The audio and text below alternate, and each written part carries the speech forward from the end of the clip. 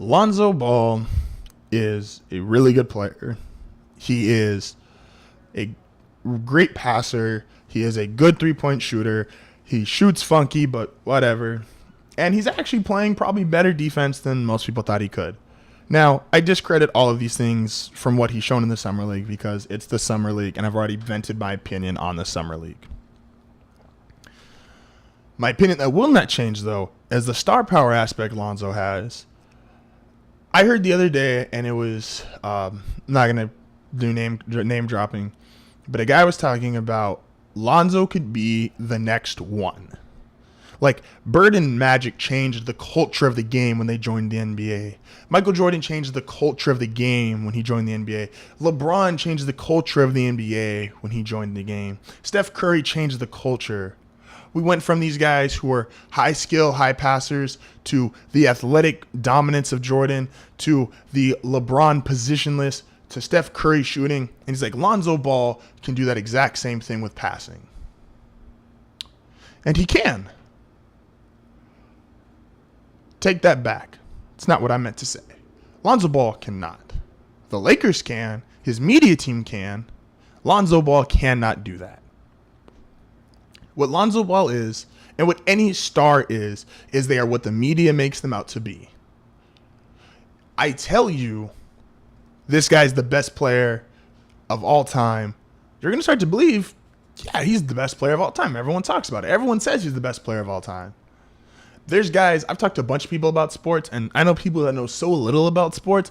I could throw a random name, and they would say, yeah, that guy's the greatest. Of course he is. You talked about him. I know him. Yeah. I could tell them that A.J. McCarron was one of the greatest NFL quarterbacks of all time. And they'd be like, yeah, dude, you see that pass he made last week? And I'm like, yeah, dude, he hasn't played. There's guys who, and I compared Lonzo Ball earlier, like way back when I first started doing videos, to Evan Turner. And I thought, yeah, they're basically the same player. They're 6'5", Evan Turner 6'7". Both have good court vision. Both are passers more so than they are shooters. Lonzo's probably a better shooter than Evan Turner, but Evan Turner's probably plays better defense. Lonzo Ball, to me, as good as a passer as he is, I don't think he's the best passer we've seen in the last 5 years. I personally think Ben Simmons is a better passer than Lonzo Ball. I think the guy who's really underrated is Kendall Marshall is a better passer than Lonzo Ball. Think about this. Kendall Marshall 4 years ago was what Lonzo Ball is now. He was the guy that made the touchdown type pass. He was the guy who made that backcourt cut pass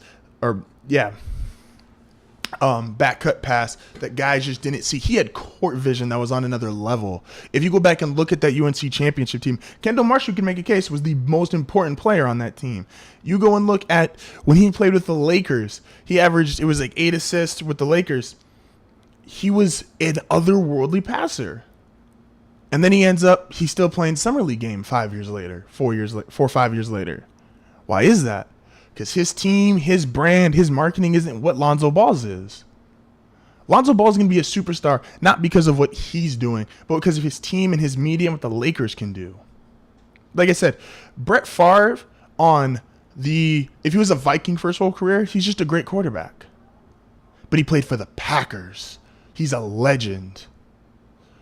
Roger Staubach I always say his name wrong. I don't know if I said Staubach. I always say his name wrong. If he was on the Detroit Lions, he's just a great player. He's not a legend.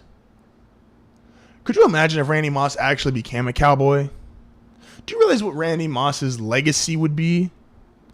Because Michael Irvin has a better legacy than Randy Moss, despite not being in Randy Moss's category as far as how talented and how great of a receiver he was. Lonzo Ball is great. I'm not taking nothing away from him. But his team, his marketing, his media, that's what's going to make him otherworldly. That's what's going to transcend the sport. He himself is not a transcendent player. The only guy I'd give even a slight maybe to being a transcendent player is, I think, what LeBron did in a city like Cleveland. And a place like Cleveland. Apologize. Someone's going to sit there and call me out. Oh, he doesn't know his geography. In a place like Cleveland, he was able to create one of the 2 or 3 biggest brands you've ever seen in basketball. It's right up there with Jordan. With everything he's been able to do, he is the closest we've seen to being in a non-major city to becoming a legend and legendary status. But if you're Kobe with the Lakers, as much as I love Kobe, if you are Derek Jeter with the Yankees, if you are Troy Aikman and that whole team with the Cowboys, playing with certain teams makes you a legend. Whereas on any other team, you would just be a star, a great player. You'd be Kendall Marshall still playing in the Summer League 4 years later. Someone needs to sign Kendall Marshall, by the way. Hey, Pelicans, if the Pelicans didn't just sign Rondo, I would say them. That's what makes a superstar. That's what makes a transcendent player. That's what makes a guy change and revolutionize the game.